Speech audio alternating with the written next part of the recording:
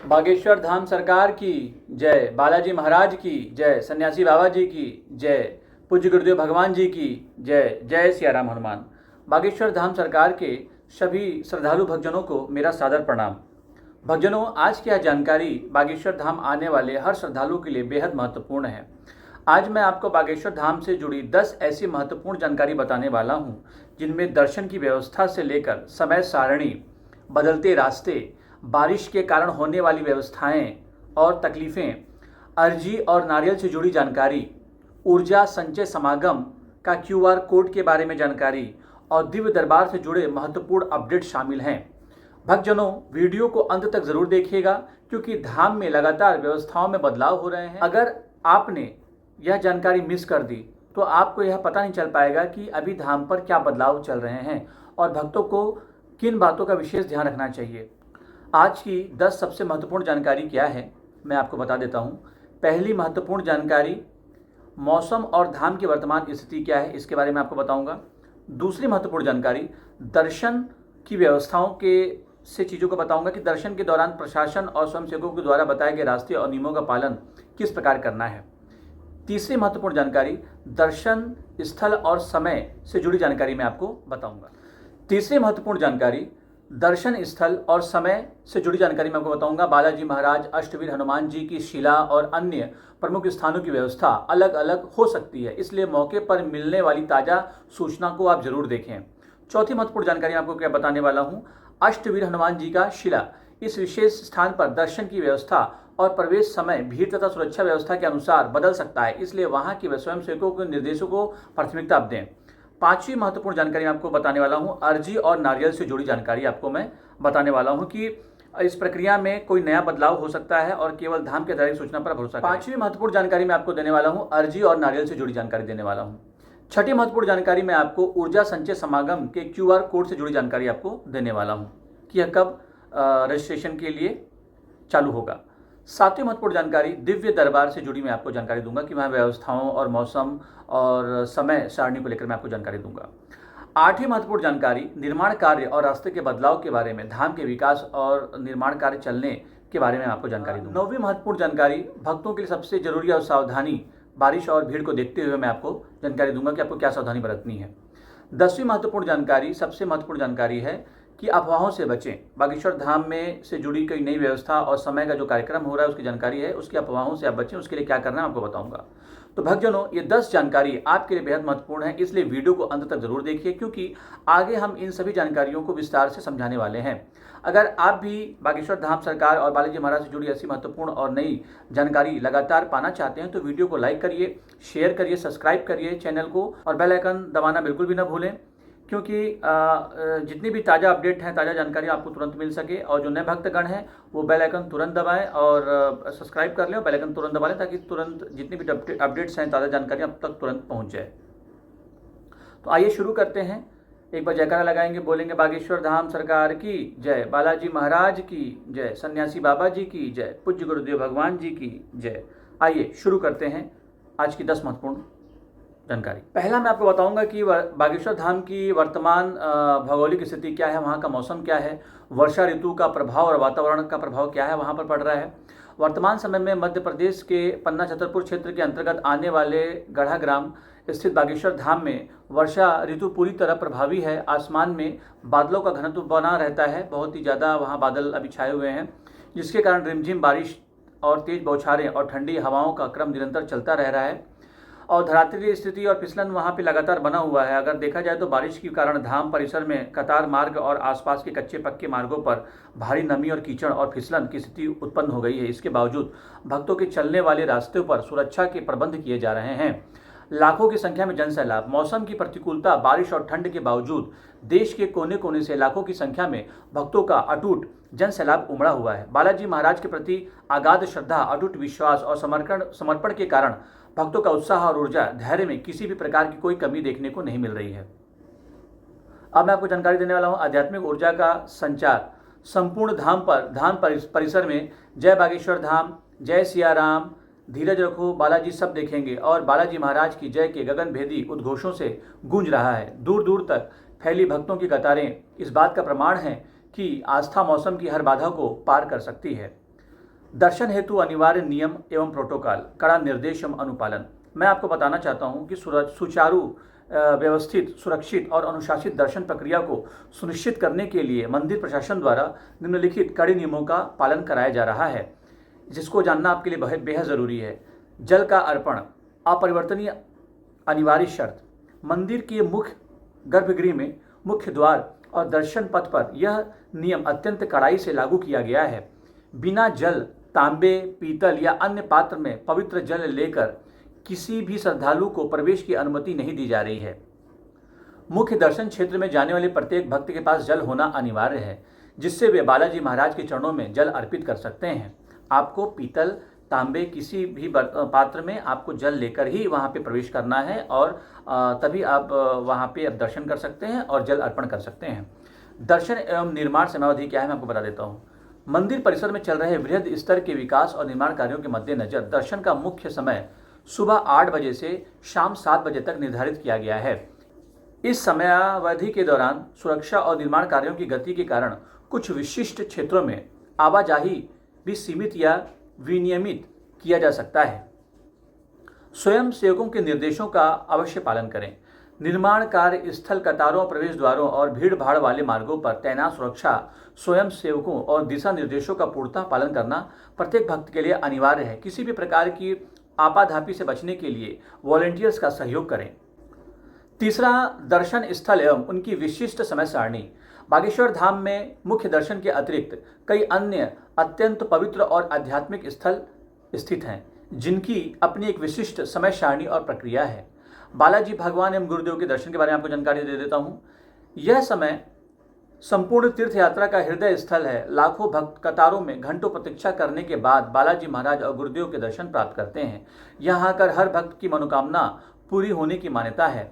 अष्टवीर हनुमान जी की शिला के बारे में मैं आपको बता देता हूँ, वहाँ के विशेष नियम और समय क्या है। प्रातःकालीन मुख्य समय इस अत्यंत पवित्र शिला के दर्शन सामान्यतः सुबह के समय सुलभ होते हैं, क्योंकि इस दौरान भीड़ का प्रबंधन और ऊर्जा का प्रवाह अनुकूल रहता है। सायंकालीन के समय यदि कोई श्रद्धालु सुबह के समय दर्शन करने से वंचित रह जाता है तो आरती के तुरंत बाद अथवा शाम 4 बजे से 5 बजे के बीच पुनः प्रवेश द्वार खुल जाते हैं, तब इस समय अवधि में दर्शन किए जा सकते हैं। समय नियंत्रण का कारण आसपास चल रहे तीव्र निर्माण कार्यों और सुरक्षात्मक दृष्टिकोण के चलते इस विशेष क्षेत्र में भीड़ के दबाव को नियंत्रण करने के लिए यह समय सीमा तय की गई है। अब मैं आपको हनुमान जी की गदा और आध्यात्मिक विश्राम स्थल के बारे में जानकारी देता हूँ। मुख्य शिला के समीप स्थित विशाल हनुमान जी की गदा के पास भक्त कुछ पल विश्राम कर प्रभु का मानसिक ध्यान लगाते हैं और हनुमान चालीसा का सस्वर पाठ करते हैं और अपनी आस्था के प्रतीक स्वरूप दीपक प्रज्वलित करते हैं। अब सन्यासी बाबा के दर्शन के बारे में आपको बताता हूँ। बालाजी महाराज के दर्शन के पश्चात सन्यासी बाबा के दरबार में चबूतरे और दर्शन को भी तीर्थ यात्रा का अत्यंत महत्व अंग माना गया है, जहाँ भक्त शीश नवाकर आशीर्वाद प्राप्त करते हैं और अपनी यात्रा को पूर्ण मानते हैं। अब मैं आपको जानकारी देता हूँ अनुष्ठान, साधना एवं भक्ति प्रक्रिया। भक्त अपनी मनोकामनाओं की पूर्ति, संकटों के निवारण और अपनी अर्जी का भगवान तक पहुँचाने के लिए विभिन्न धार्मिक अनुष्ठानों के पूर्ण निष्ठा के साथ भाग ले रहे हैं। दंड परिक्रमा क्या है, मैं आपको बता देता हूँ। यह बहुत ही कठिन साधना है। अगाध श्रद्धा का यह अनूठा अनुष्ठान बारिश, फिसलन भरे मौसम में भी अनवरत जारी है। श्रद्धालु मंदिर परिसर में परिक्रमा मार्ग पर दंडवत होकर साष्टांग प्रणाम करते हुए लेट कर सोते हुए परिक्रमा लगा रहे हैं, जो उनकी अटूट आस्था और सर्वोच्च उदाहरण है। नारियल एवं अर्पण एवं अर्जी लगाने की विधि क्या है, मैं आपको बता देता हूँ। इसकी जानकारी मैं आपको देता हूँ। श्रद्धालु अपनी मनोकामना, समस्त संकटों से मुक्ति तथा पारिवारिक सुख शांति और कामना हेतु नारियल को लाल कपड़े में सुरक्षित बांधकर निश्चित एक स्थान पर समर्पित करते हैं और लाल कपड़े में बंधा नारियल अर्जी कहलाता है। निरंतर हवन एवं वैदिक अनुष्ठान, इसकी जानकारी मैं आपको देता हूँ। परिसर में निरंतर वैदिक मंत्रोच्चारण के साथ हवन और अन्य धार्मिक अनुष्ठान संपन्न हो रहे हैं, जिनमें संपूर्ण वातावरण अत्यंत सकारात्मक, दिव्य और ऊर्जावान बना हुआ है। सामूहिक हनुमान चालीसा पाठ, उसके बारे में आपको जानकारी देता हूँ। दर्शन उपरांत भक्तगण मंदिर प्रांगण में बैठकर सामूहिक व्यक्तिगत रूप से हनुमान चालीसा का सस्वर पाठ करते हैं, जिससे पूरा परिसर भक्तिमय हो जाता है। ऊर्जा संचय समागम, विशेष अपडेट एवं पंजीकरण की प्रक्रिया क्या है, मैं आपको जानकारी दे देता हूँ।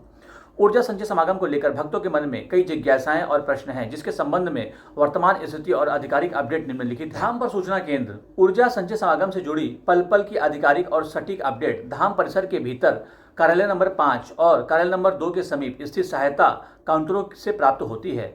मैं आपको फिर से बता देता हूँ, ऊर्जा संचय समागम से जुड़ी पल पल की आधिकारिक और सटीक अपडेट जानकारी धाम परिसर के भीतर कार्यालय नंबर 5 और कार्यालय नंबर 2 के समीप स्थित सहायता काउंटरों से आपको मिलती है। उनके बाजू में सहायता काउंटर लगे होते हैं। अब पंजीकरण का माध्यम क्या है? प्रारंभिक दौर में इसके लिए केवल ऑनलाइन माध्यम से ही होने की चर्चा थी, परंतु वर्तमान परिस्थिति में भक्तों की भारी भीड़ को देखते हुए यह संभावना जताई जा रही है कि पंजीकरण ऑनलाइन और ऑफलाइन दोनों माध्यमों से सुलभ हो सकता है, ताकि किसी भी पात्र भक्त को असुविधा न हो। पंजीकरण शुल्क क्या है, इसके बारे में आपको जानकारी देता हूँ। फीस चार्जेस की स्थिति क्या है? पंजीकरण शुल्क जैसे 1000, 2000 या 12000 रुपए तक की भ्रामक चर्चाएं बाजार में चल रही हैं के संबंध में अभी तक कोई भी आधिकारिक और अंतिम अपडेट जारी नहीं की गई है। इसलिए महत्वपूर्ण चेतावनी, किसी भी प्रकार की भ्रामक अफवाहों से आप बचें। जैसे ही प्रबंधन द्वारा आधिकारिक पुष्टि या फाइनल निर्देश जारी किए जाएंगे, इसकी विस्तृत जानकारी हम वीडियो के माध्यम से नया अपडेट हम आपको दे देंगे। दिव्य दरबार और समय सारणी क्या है, मैं आपको बता देता हूँ। इसके रहस्य एवं उपचार प्रक्रिया आपको जानकारी देता हूँ। दिव्य दरबार और समय सारणी, रहस्य एवं उपचार प्रक्रिया। दरबार की संचालन समय। सामान्य दिनों में दरबार का मुख्य सत्र रात्रि के समय काफ़ी लंबे समय तक संचालित होता है, जो कई बार रात के 1 बजे से लेकर 2 बजे या 3 बजे तक चलता है। लेकिन बारिश, आंधी या अन्य प्रशासनिक कारणों से यदि दरबार के समय में या स्थान में कोई फेरबदल होता है तो उसकी सूचना तत्काल लाउड स्पीकर या आधिकारिक घोषणा के माध्यम से दी जाती है। विशेष सेवा कार्य। झाड़ा और पारंपरिक उपचार। दरबार के समापन के पश्चात गुरुदेव गंभीर रूप से पीड़ित मरीजों एवं ऐसी आत्माओं व्यक्तियों से विशेष रूप से मिलते हैं जिनमें नकारात्मक ऊर्जा का अनुभव होता है, और ऐसे श्रद्धालुओं के लिए पारंपरिक आध्यात्मिक उपचार झाड़ा प्रक्रिया का प्रयोग किया जाता है, जिससे उनके मानसिक और शारीरिक राहत मिलती है। सुबह के दरबार की स्थिति क्या है, इसके बारे में आपको जानकारी दे देता हूँ। सुबह के दरबार की स्थिति। वर्तमान में प्रातःकालीन सत्र में नियमित दरबार का आयोजन नहीं हो रहा है, अतः भक्तगण शाम और रात्रि के समय के अनुसार ही अपनी योजना बनाएं। श्रद्धालुओं के अनुभव और साक्षात्कार के बारे में आपको बता देता हूँ। धाम पर आने वाले श्रद्धालुओं के अनुभव उनकी अटूट आस्था को स्पष्ट रूप से दर्शाते हैं।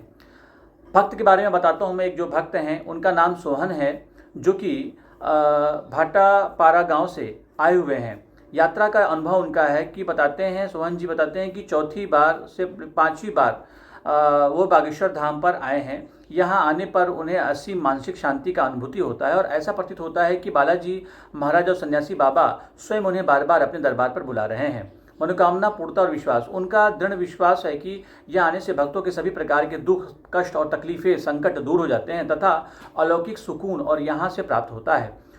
उन्हें शब्दों में व्यक्त नहीं किया जा सकता। यह अनुभव हर नए और पुराने भक्तों के लिए प्रेरणा स्रोत है। अब मैं आपको मंदिर प्रबंधन, निर्माण कार्य एवं सुरक्षा निर्देश, विकास और सावधानी के बारे में जानकारी देता हूँ। धाम के सौंदर्यीकरण, भव्यता और आने वाले लाखों भक्तों की सुविधा के लिए वर्तमान में बड़े पैमाने पर निर्माण कार्य प्रगति पर है। मार्ग परिवर्तन किस प्रकार हो रहा है? निर्माण कार्यों के कारण कई स्थानों पर रास्तों में अस्थायी परिवर्तन किए गए हैं ताकि यातायात और पैदल चलना सुरक्षित हो सके। सुरक्षाओं की अपील है। भक्तों से विशेष अनुरोध है कि वे कार्यस्थलों के आसपास अत्यधिक सावधानी से बरतें, सुरक्षा बैरिकेड्स का पूर्ण सम्मान करें और तैनात स्वयंसेवकों के निर्देशों का पालन करें ताकि किसी भी प्रकार की असुविधा और दुर्घटना से बच सकें। श्रद्धालुओं हेतु महत्वपूर्ण व्यवहारिक एवं सुझाव। यात्रा को सफल बनाने के लिए जो जानकारी दी गई है।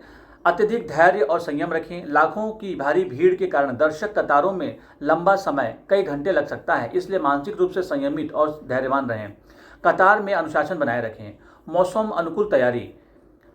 अगर हल्की बारिश, कीचड़ और नमी के कारण परिसर में फिसलन हो सकती है, अतः आरामदायक ऐसे जूते और चप्पल पहने जो फिसले नहीं। नंगे पैर न रहें या नंगे पैर आप रह सकते हैं, सुरक्षित आपके लिए हो सकता है।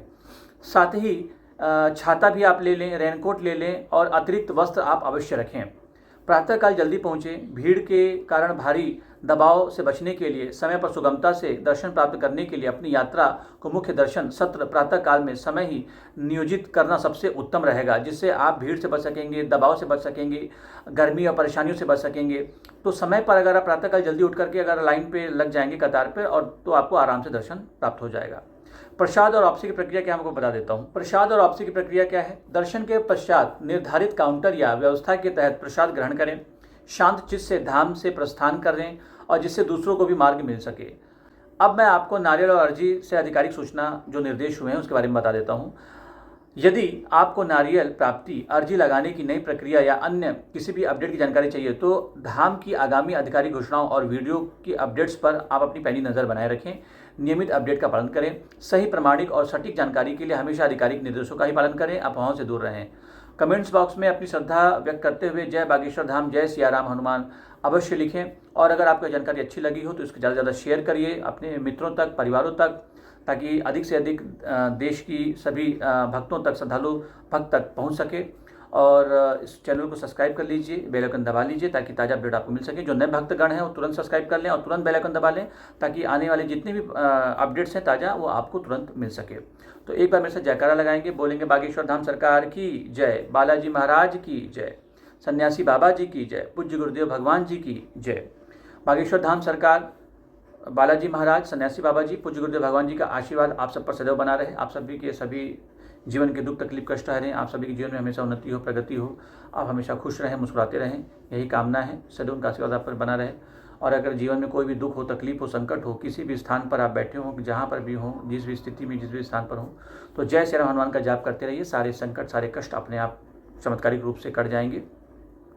मेरे साथ जाप करते रहिए, बोलिए जय सियाराम हनुमान, जय सियाराम हनुमान, जय सियाराम हनुमान, जय सियाराम हनुमान। बोलते रहिए जय सियाराम हनुमान, जय सियाराम हनुमान। जब भी आपको खाली समय मिले जय सियाराम हनुमान का पाठ करते रहिए। जय सियाराम हनुमान, जय सियाराम हनुमान, जय सियाराम हनुमान, जय सियाराम हनुमान, जय सियाराम हनुमान, जय सियाराम हनुमान।